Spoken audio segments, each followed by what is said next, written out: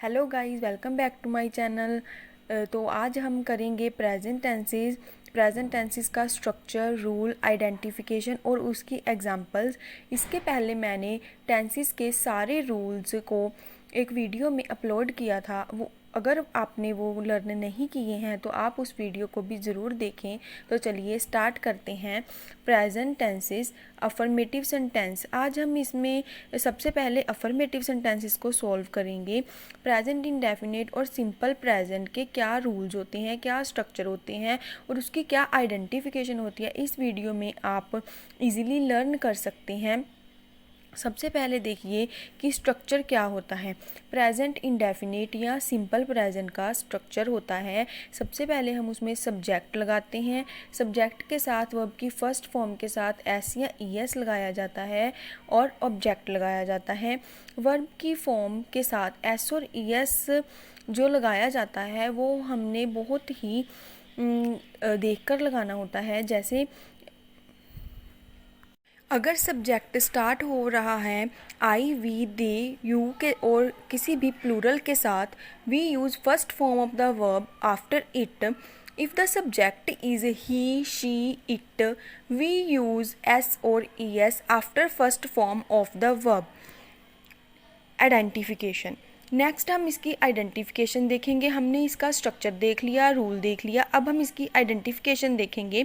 अगर आप कोई भी सेंटेंस बोल रहे हो प्रेजेंट में, जब भी आप ये बोलते हैं at the end of the sentence ता है, ती है, ते हैं, और पंजाबी में दा है, दी है, दे हन, तो वो प्रेजेंट इंडेफिनिट सेंटेंस होता है। इसके आइडेंटिफिकेशन हम एंड वाले वर्ड से कर सकते हैं। और जब भी आप ऐसा वर्ड बोलते हैं तो आपने इंग्लिश में उसके साथ ये वाला स्ट्रक्चर फॉलो करना है और आप इजीली इंग्लिश सीख सकते हैं। तो देखते हैं एग्जांपल्स। फर्स्ट एग्जांपल है तुम आम खाते हो। अब इसमें एंड में वर्ड आ रहा है खाते हो, ते हो, तो इससे हम क्या करेंगे, स्ट्रक्चर फॉलो करेंगे प्रेजेंट टेंस का। तुम का हम यू लिखेंगे, आम मैंगो, खाते हो वर्ब की फ़र्स्ट फॉर्म लगाई जाएगी। वर्ब की फ़र्स्ट फॉर्म मैंने आपको बताया, अगर वर्ब की फ़र्स्ट फॉर्म लगानी है, जैसे कि उसके जो सब्जेक्ट है वो प्लूरल है, तो हम इसके साथ एस और ई एस नहीं लगाएंगे, क्योंकि प्लूरल्स के साथ हमेशा वर्ब की फ़र्स्ट फॉर्म लगाई जाती है और एस और ई एस नहीं लगाया जाता। इसलिए इसका सेंटेंस बनेगा यू ईट ए मैंगो। हम क्रिकेट खेलते हैं, वी प्ले क्रिकेट। वी भी एक प्लूरल है जिसके साथ हम एस या ई एस नहीं लगाएंगे। वह स्कूल जाती है। अब वो एक लड़की की बात हो रही है तो हम शी लगाएंगे, और शी जो कि एक सिंगुलर है हम उसके साथ एस या ई एस लगाते हैं। गो के साथ हम हमेशा ई एस लगाते हैं, तो इसलिए हमने यहाँ पर गोज लगाया है। She goes to school. वह पत्र लिखता है, ही राइट्स ए लेटर। इसमें वर्ब की फॉर्म राइट है और इसके साथ हमने एस को लगाया है। मोहन और सोहन जाते हैं, Mohan and Sohan go. Mohan and Sohan हैं इसलिए इसके साथ हमने गो लगाया है। अब हम सिंपल प्रेजेंट टेंस का नेगेटिव सेंटेंसेस को देखेंगे। इसका मेथड है if the subject is he, she, it और singular, we use does not and first form of the verb. If the subject is you, I, they, we or plural, we use do not and verbs first form. इसकी हम जब example देखेंगे तो आपको ये clear हो जाएगा कि जो भी सिंगुलर्स होते हैं हम उनके साथ डज नॉट लगाते हैं और प्लूरल्स के साथ हम डू नॉट लगाते हैं। नेगेटिव है इसलिए इस सेंटेंसेस में नॉट लगाया जाता है। आप झूठ नहीं बोलते हैं, यू डू नॉट टेल आ लाई। मैं आम नहीं खाता हूँ, I do not eat mango. ये प्लूरल्स में आते हैं इसलिए हम इसके साथ डू नॉट लगा रहे हैं और वर्ब की फर्स्ट फॉर्म को लगा रहे हैं।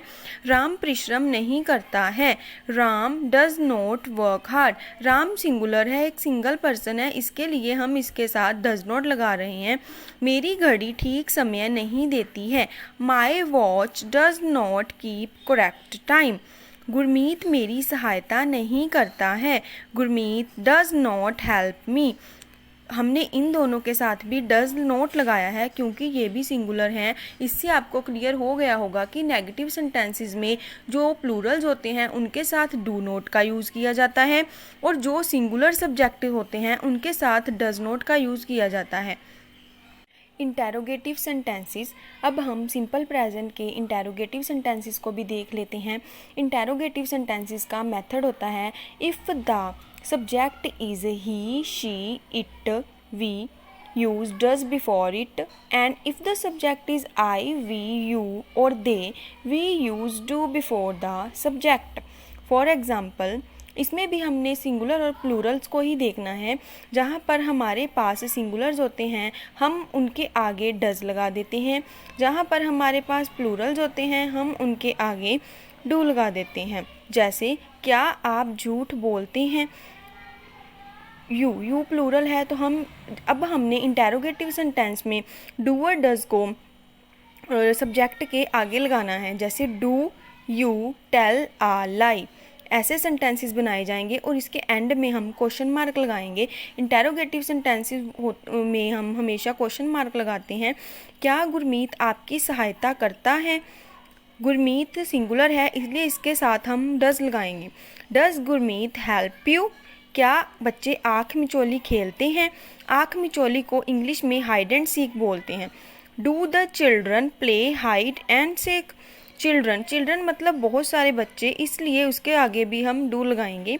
आप क्या चाहते हो, इस सेंटेंस को हम इस तरह से भी बना सकते हैं व्हाट डू यू वांट, क्या आपकी घड़ी ठीक समय देती है, do your watch keep correct time. जैसे कि आपने देखा कि इन सारे सेंटेंसेस में एट द एंड हम यूज़ करते हैं ता है, ती है और ते हैं। इससे हमारे प्रेजेंट इंडेफिनिट के रूल्स फिनिश हो रहे हैं। इस वीडियो में आपने सिंपल प्रेजेंट के एफर्मेटिव, नेगेटिव और इंटेरोगेटिव सेंटेंसेस को सीखा। तो आप जब भी हिंदी में बोल रहे हैं जिन वर्ड्स के पीछे ते है, ता है, ती है आ रहा है, तो आप इस स्ट्रक्चर को फॉलो करें ताकि आप इजीली इंग्लिश बोल सकें और आपकी इंग्लिश इम्प्रूव हो सके। अगर आपको वीडियो अच्छी लगी हो तो लाइक एंड सब्सक्राइब ज़रूर करें। Thanks for watching.